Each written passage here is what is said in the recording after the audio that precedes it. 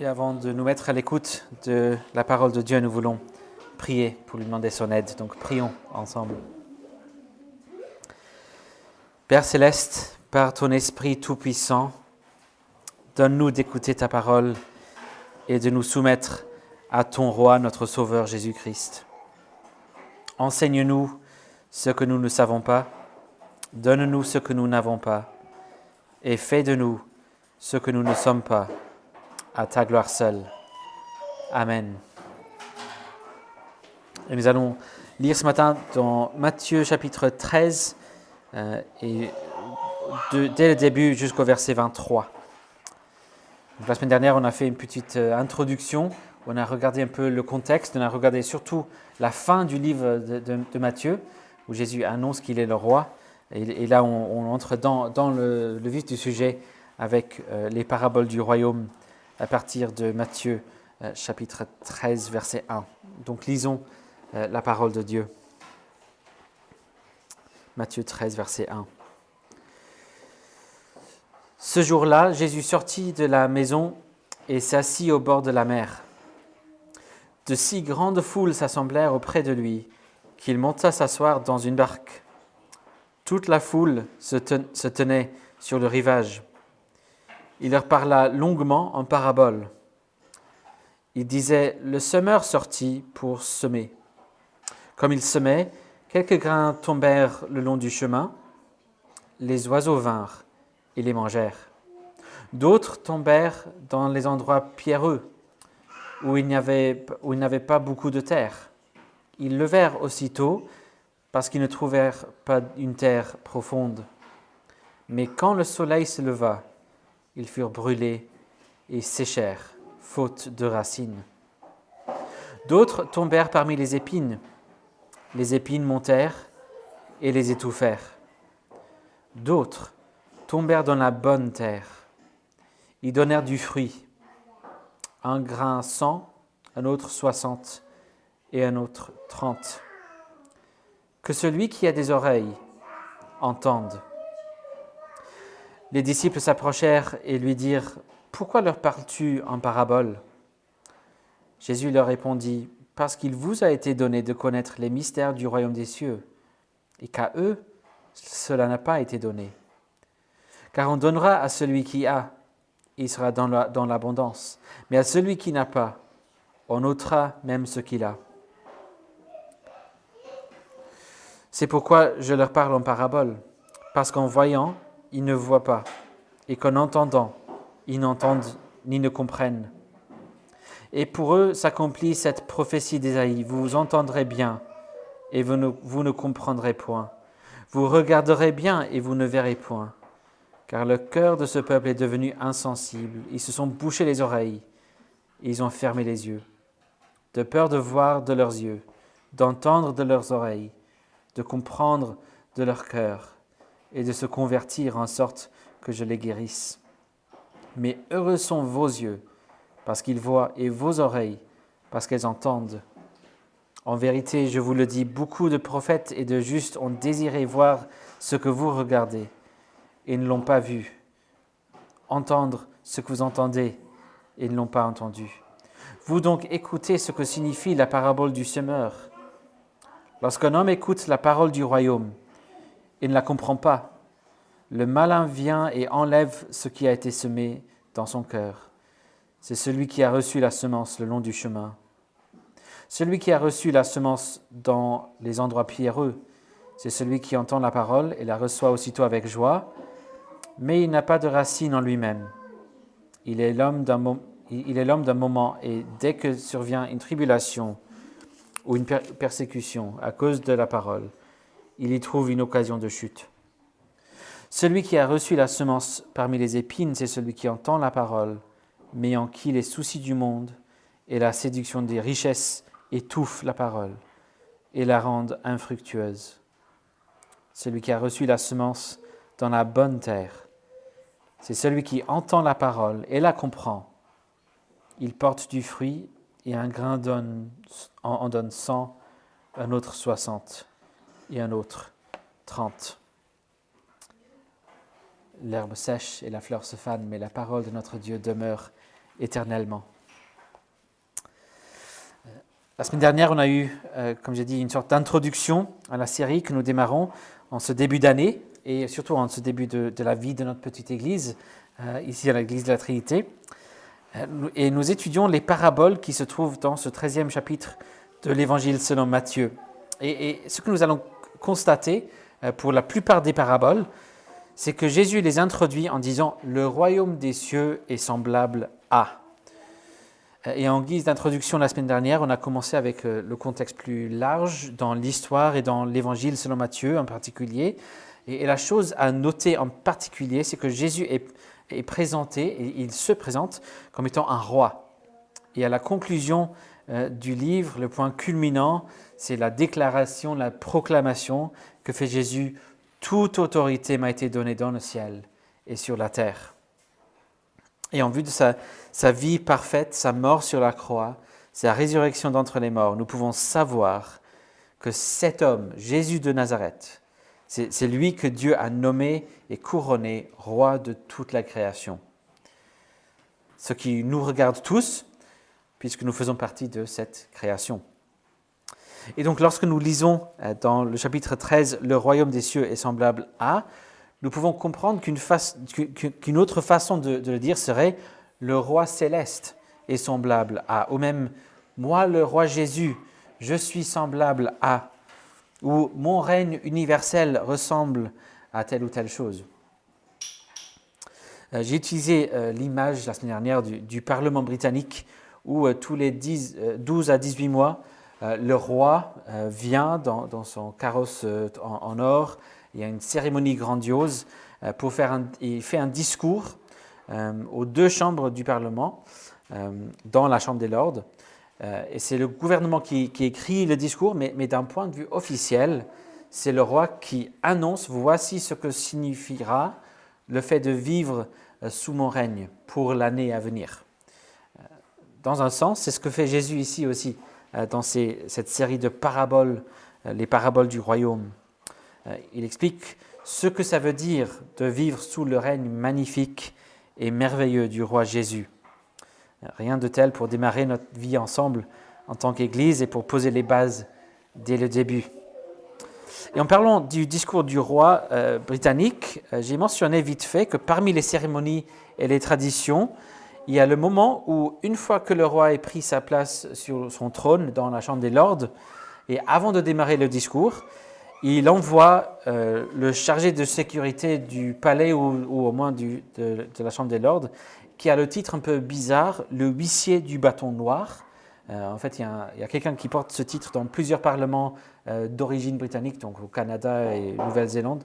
Le huissier du bâton noir, qui a bien sûr un bâton noir. Et le huissier traverse le palais de Westminster vers la Chambre des communes pour les convoquer au nom du roi, pour qu'ils viennent écouter ce que le roi veut leur dire. Et parmi ces traditions, lorsque le huissier du bâton noir s'approche, le portier de la Chambre des communes crie « Fermez les portes !» Et on claque les portes dans le visage du huissier. Et puis l'huissier doit frapper avec son bâton noir sur la porte très fort 3 fois avant qu'on rouvre la porte pour le laisser entrer, pour qu'il annonce cette convocation. C'est pour commémorer un moment où le roi Charles Ier a osé entrer la Chambre des communes pour tenter d'arrêter 5 membres de la Chambre. Et la Chambre a insisté sur le fait de son indépendance. Il n'a pas réussi. Alors, pourquoi je vous raconte tout ça encore ? C'est parce que dans un sens, on a quelque chose un peu similaire qui se passe ici. Avant de donner ces paraboles du royaume qui expliquent à quoi ressemble le royaume des cieux, il donne ici une parabole qui nous convoque tous. C'est une parabole qui nous appelle à l'écouter assidûment et qui nous présente les dangers du fait de claquer la porte dans le visage du roi. Ou même si l'on ne claquait pas la porte, les dangers du fait de venir écouter un peu, mais pas très sérieusement. Dans les premiers quelques versets, nous voyons qu'il y a une grande foule qui s'est rassemblée pour écouter Jésus. jusqu'au point d'obliger Jésus de se mettre dans une barque pour prendre un peu de distance, pour que tout le monde puisse le voir et l'écouter. Ils auraient tous été très contents de voir Jésus qui devenait assez célèbre à l'époque. Peut-être ils voulaient venir demander son autographe ou un selfie ou l'équivalent du monde ancien de tout cela. Mais la parabole qu'il raconte ici explique, quelles que soient vos raisons maintenant pour venir me voir et venir m'écouter, il faut faire gaffe. Il faut bien réfléchir la suite et réfléchir comment vous allez procéder après. Quelles seront les conséquences du fait d'avoir écouté Jésus ici? Et ça nous aidera, toujours en termes d'introduction ici, de réfléchir un peu à la question, qu'est-ce qu'une parabole? Qu'est-ce qu'une parabole? L'une des meilleures définitions que j'ai croisées, c'est celle-ci. Une parabole est une image qui devient un miroir, qui devient une fenêtre. Une image qui devient un miroir, qui devient une fenêtre. À chaque fois que l'on écoute une parabole, si l'on écoute vraiment, à un certain moment, on se voit. On voit sa réflexion. L'image devient un miroir, et puis on va aussi apprendre quelque chose de nouveau. Et on aura une nouvelle façon de voir des choses. Le miroir devient une fenêtre. Mais la question à chaque fois, c'est comment? Et la bonne nouvelle avec cette parabole du semeur et des 4 sols, c'est que c'est une des rares paraboles où Jésus donne également l'interprétation. Il y a une grosse dizaine d'années, je travaillais dans le bureau d'une école internationale en région parisienne. Et c'était une école catholique. Et une fois par an, on faisait une journée ou une matinée de retraite pour tout le staff, les profs, mais aussi tous ceux qui étaient dans les bureaux. Et pour la plupart, c'était des discussions sur la vision, la stratégie, etc. de l'école. Mais à la conclusion, puisque c'était une école catholique, il y avait une messe célébrée par le prêtre qui était aussi l'aumônier de l'école. Et le thématique une année, c'était le fait que les enfants soient un peu comme des petites plantes qu'il faut élever et cultiver avec soin. Et donc le prêtre a choisi de prêcher sur cette parabole dans la messe. Il l'a lu et puis il a dit que cette parabole lui faisait penser à l'éducation. Et puis il a parlé un peu de tout ça. Oui, un peu comme on a parlé avant, les enfants c'est comme des petites plantes et il faut les cultiver, les encourager, etc. Et j'avais une collègue avec laquelle j'ai partagé un bureau qui n'avait quasiment aucune connaissance biblique, vraiment aucun arrière-plan chrétien. Et elle me demandait après ce que j'en pensais. Et j'ai dit que ce prêtre avait complètement mal interprété la parabole. Et bien évidemment, elle a dit, oui, mais ça c'est juste ton interprétation à toi. Hein, y a plein de possibilités. Et là, au moins, j'ai pu dire, justement, non. Dans ce cas-là, au moins, on a l'interprétation définitive. C'est une des rares paraboles où Jésus a donné l'interprétation. Mais ça vaut le coup aussi de se poser la question, mais pourquoi est-ce le cas? Pourquoi est-ce si rare d'avoir l'interprétation donnée par Jésus? Pourquoi ne pas donner les interprétations de toutes les paraboles? Ce serait plus simple, non? Et c'est là que nous devons noter ce que Jésus dit concernant ces paraboles dans les versets 10 à 17. Pourquoi des paraboles? Très souvent, on présume que c'est pour rendre les choses plus faciles à comprendre pour tout le monde. Ça donne de quoi enseigner dans les classes pour enfants et c'est super, des petites histoires. Mais quelle est la raison donnée par Jésus?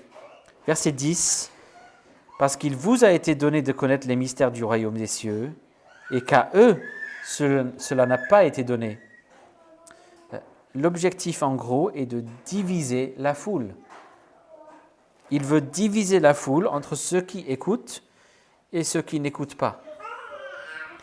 Il ne s'agit pas de trouver ceux qui ont le code secret ou une certaine connaissance secrète, magique ou mystique. Il n'est jamais question de ça, mais tout simplement qui écoute véritablement et qui n'écoute pas. Et donc ceux qui n'écoutent pas vraiment, ils ne vont pas entendre ce que ça veut dire. Or, on ne va pas forcément tout comprendre tout de suite. Mais la preuve que les disciples de Jésus étaient vraiment ceux qui écoutaient, même sans tout comprendre au début, c'est le fait qu'ils ont posé des questions après. Ils reviennent envers Jésus pour chercher à comprendre. Ils ont continué à réfléchir, méditer, poser des questions. Donc, ce n'est pas qu'ils ont tout compris de suite, mais ils écoutent, ils réfléchissent, ils méditent, ils veulent vraiment comprendre. Et donc, êtes-vous prêts à voir et à méditer comment ces images que l'on va regarder dans les semaines à venir, donc cette parabole, mais aussi les autres, êtes-vous prêts à voir comment ces images vont se transformer d'abord en un miroir qui va vous exposer, et puis une fenêtre? C'est ça la question que cette première parabole nous invite à explorer en fait. Êtes-vous véritablement prêts à écouter, à cœur ouvert, à ce que Jésus veut révéler? Eh bien, ce que l'on a ici, dans cette parabole, c'est l'histoire de grains semés et qui tombent sur 4 sols différents. Et la grande question ici sera, quel genre de sol êtes-vous? Quel genre de sol êtes-vous? Probablement pas le genre de question que vous a posé récemment. T'es quoi comme sol, toi? Mais voici l'occasion de se poser cette question qui s'avère extrêmement importante. Regardons donc le premier type de sol, le chemin où l'on oublie. Les versets 4 et puis 19 pour l'interprétation. Premier sol, le chemin où l'on oublie. Les grains qui tombent sur le chemin sont mangés tout de suite par des oiseaux. Et au verset 19, on voit que ça représente quelqu'un qui entend et ne comprend pas tout. C'est quelqu'un qui a un peu la flemme de poser des questions, quelqu'un qui ne veut pas trop chercher à comprendre. Et donc le malin vient et enlève ce qui a été semé dans son cœur. Et avec cette référence au malin, il s'agit bel et bien du diable, de Satan. Ça vaut le coup peut-être de s'y arrêter un petit moment pour une parenthèse. Pour nous, personnes modernes, éclairées, rationnelles, ça peut sonner un peu étrange ou médiéval. Mais n'oublions pas que ce propos vient de la part d'un homme qui démontre très clairement dans sa vie, dans ce livre aussi, qu'il s'y connaît assez bien en tout ce qui est surnaturel. Un théologien du 19e siècle a proposé une définition possible du christianisme, et c'est le surnaturalisme éhonté. C'est du surnaturalisme éhonté. C'est bel et bien le malin qui est à l'œuvre ici, mais l'essentiel, c'est l'avertissement que donne Jésus. Pour certains gens qui écoutent la parole de Dieu, la Bible ou la prédication de la parole, ils vont tout simplement oublier. Le grain est tout simplement arraché de sa place. Si vous lisez ce que Jésus a dit, ou vous entendez cette prédication même en ce moment, et vous ne comprenez pas, et vous ne cherchez pas à comprendre, que se passera-t-il? Vous allez tout oublier. Si quelqu'un vous demande de quoi il s'agissait, soit vous allez dire que vous ne vous souvenez pas du tout, soit vous diriez quelque chose qui ne reflète absolument pas ce qui a été dit. Vous allez donner une réponse complètement différente. Et donc, si c'est votre cas, mon seul espoir pour vous serait que vous vous rendiez compte que vous avez oublié, ou que vous racontez n'importe quoi, et que vous vous souvenez tout juste que c'était exactement ce que prédisait Jésus, et que vous reveniez et que vous écoutiez à nouveau. Parce que voici la bonne nouvelle, il est possible de devenir un autre type de sol. On n'est pas obligé de rester là où on est. On n'a pas à faire ici avec une sorte de test psychométrique où le résultat est fixe. C'est pas comme ces tests de personnalité qui passent sur les réseaux sociaux parfois. Quel personnage de Astérix es-tu? C'est pas ce genre de choses. Il est possible de devenir la bonne terre, mais il ne faut pas perdre son temps. Il faut le chercher tout de suite. Voici donc le premier type de sol, le chemin où l'on oublie. Deuxième sol, la terre pierreuse où l'on abandonne. Versets 5 à 6 et puis 20 et 21. La terre pierreuse où l'on abandonne. Vous verrez que dans les trois sols qui restent, les grains commencent à lever. Ça commence dans les trois cas.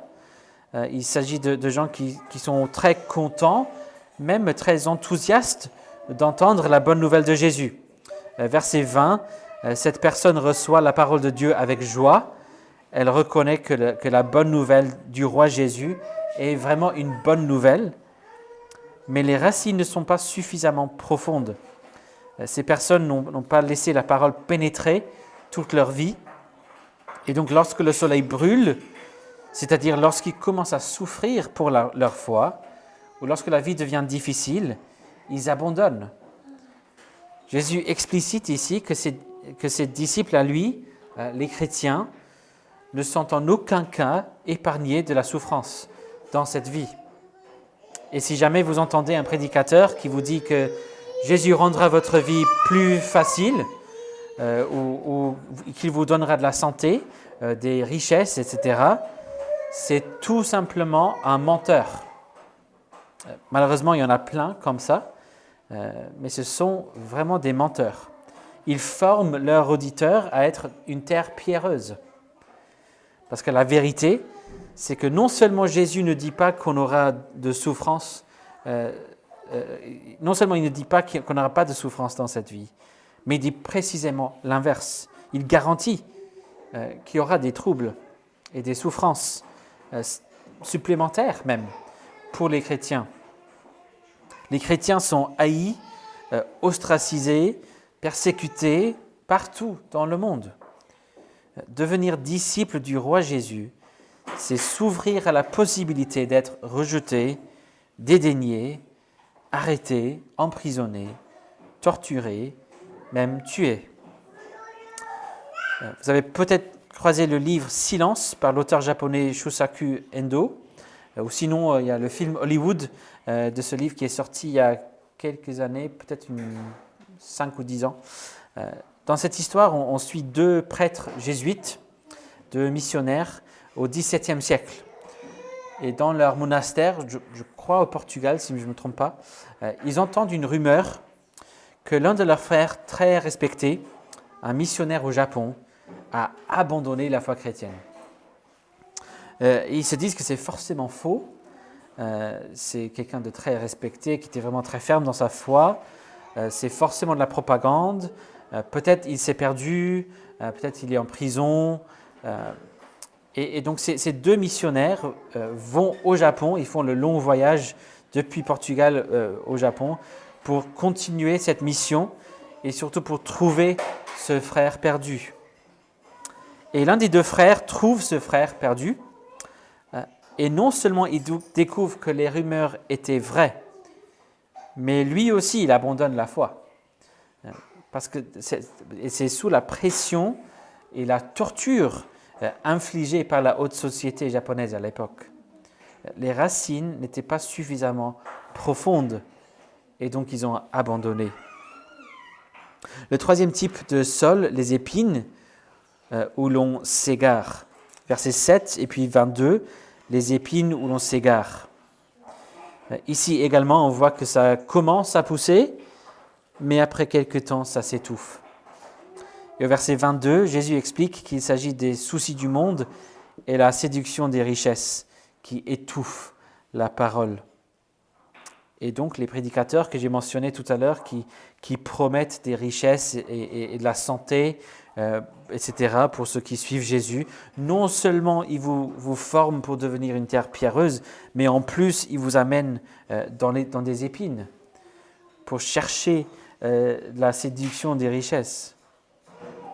Il existe des gens qui sont juste trop occupés par autre chose, que ce soit leurs ambitions et leur carrière, ou la lessive et les fins des mois, pour écouter Jésus.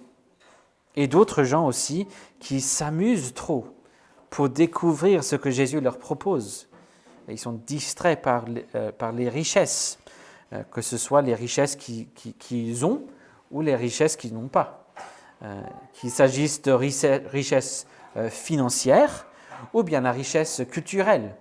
Il y a des gens qui n'ont pas beaucoup d'argent, mais qui sont très épanouis culturellement et ils sont très riches dans ce sens-là. Ou peut-être des richesses intellectuelles, relationnelles, même sexuelles, sportives, etc. Il y a quelques années, j'ai croisé un article par un sociologue américain. Il a suggéré que la vraie raison pourquoi les États-Unis devenaient un pays de plus en plus sécularisé, ce n'est pas la science, ce n'est pas la rationalité, etc. Ce n'est pas la raison. En fait, c'est la sexualité. De plus en plus, le plaisir sexuel devenait trop important pour que les gens prennent le temps d'écouter Jésus. Ce qui ressemble aux épines, ce n'est pas ce qui pourrait présenter un argument logique pourquoi ils ne veulent pas suivre Jésus. Ils ne vont pas dire j'ai bien écouté ce que Jésus avait à dire, j'ai réfléchi, j'ai mesuré, j'ai pesé et j'ai tiré une conclusion raisonnable. Ils vont peut-être penser qu'ils ont une conclusion réfléchie, raisonnable, mais qu'ils s'en rendent compte ou pas, le vrai argument c'est « mais je veux ça maintenant ». Il est tout simplement question de ce que je veux ou ce dont j'ai besoin là maintenant. Je sais ce que dit Jésus, mais je préfère vivre avec ses œillères et continuer à m'amuser. J'ai connu plusieurs personnes comme ça. Vous en avez peut-être connu vous-même. Et de mon expérience, au moins, je n'ai jamais entendu quelqu'un comme ça proposer une raison, même une mauvaise raison, pourquoi ils ne veulent plus écouter Jésus. C'est juste qu'à un certain moment, ils arrêtent d'écouter et de discuter. Et parfois, ils refusent même de discuter. Et la tragédie, c'est qu'au fil des années, si Dieu préserve cette petite implantation d'église, nous allons rencontrer des gens, des visiteurs qui ressemblent à ces trois sols, ces trois premiers sols. Et c'est particulièrement dur avec les sols 2 et 3 parce qu'ils sont tout contents au début. Ils sont bien engagés dans la vie de l'église et puis à un certain moment, on ne les voit plus. Et c'est tragique, c'est vraiment triste. Et peut-être vous vous êtes reconnus ici, dans ces trois premières images. Peut-être l'une de ces images est déjà devenue un miroir pour vous. Mais comme j'ai dit, ça ne va pas dire que c'est fixé. Vous avez la possibilité de changer. Et donc laissez le miroir devenir une fenêtre. Regardez et contemplez les possibilités. Et notamment les possibilités que l'on trouve avec le 4e sol, la bonne terre, où l'on croit, dans le sens de croître, même s'il est question de croire aussi, mais croître. Au verset 8 et 22, on découvre la bonne terre, où l'on croit. Il est question ici de quelqu'un qui entend la parole, qui l'écoute vraiment et qui comprend. Ce n'est pas parce qu'il a un certain QI ou une capacité spéciale, mais tout simplement parce qu'il est prêt à écouter ce que dit Jésus. Il cherche à comprendre. Il a un cœur ouvert. Et parmi ces gens-là, on a tous des niveaux différents de compréhension et même des choses qu'on comprend mieux que d'autres. Et on est tous différents les uns des autres. Mais l'essentiel ici, c'est que la parole produit du fruit ici. Et ne ratez pas ce qu'il dit ici. Jésus nous affirme maintenant que ce qu'il a à nous dire, sa parole est vivifiante. Sa parole transforme des vies et sa parole produit la vie. Lorsque l'on commence à écouter Jésus, tout ce que l'on considérait auparavant comme étant une bonne excuse pour ne pas écouter, tout d'un coup, toutes ces excuses font pâle figure. On trouvera des merveilles dans cette parole. Vous trouverez dans cette parole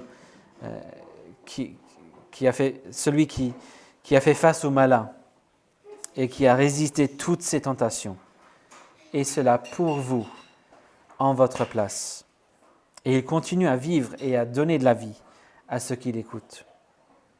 Vous trouverez dans cette parole celui qui a fait face à la chaleur du soleil, dans un sens, toute la souffrance, toute la persécution, même l'exécution que le monde ne pourrait affliger. Et cela aussi en votre place. Il a subi toute la souffrance que nous méritions devant un Dieu saint pour notre rébellion. Il a vaincu même la mort. Et il continue à vivre et à donner la vie à ceux qui l'écoutent. Il a fait face à tous les soucis, toutes les distractions, les tentations du monde, et il a persévéré à l'écoute de son Père céleste. Il a obéi parfaitement, et cela également en votre place. C'est justement pour tout cela qu'il est celui qui peut donner la vie et vous rendre fructueux. Ça vaut vraiment le coup d'écouter. Prêtons attention donc à cette convocation que Jésus donne à la fin de la parabole au verset 9. Que celui qui a des oreilles pour entendre, entende. C'est un appel tout simple à écouter Jésus, à se soumettre à ce roi céleste. Un excellent point de départ, c'est tout simplement de lire la Bible. Vous pouvez lire cet évangile de Matthieu pour commencer si vous voulez, et écouter la parole prêchée aussi. C'est le but de cette partie du culte, c'est de venir devant Dieu pour écouter sa parole. Et cela tous ensemble avec son peuple. L'essentiel ici pour cette première parabole, c'est de saisir l'importance indispensable de se mettre à l'écoute de Jésus. Donc je vous exhorte à ouvrir vos cœurs et surtout ouvrir vos oreilles et écouter Jésus-Christ. Prions. Notre Père Céleste, nous te remercions pour le roi Jésus et pour sa parole. Nous te prions de nous aider à écouter ce qu'il a à nous dire. Protège-nous des distractions du malin et de son désir d'arracher la parole de nos cœurs. Fortifie-nous par la grâce et dans la foi en Jésus-Christ pour nous aider à subir les troubles et les souffrances de ce monde. Ouvre nos perspectives pour nous protéger d'être distraits par les soucis et les richesses de ce monde. Donne-nous de prêter attention à Jésus et à grandir en lui, au nom précieux de Jésus-Christ. Amen.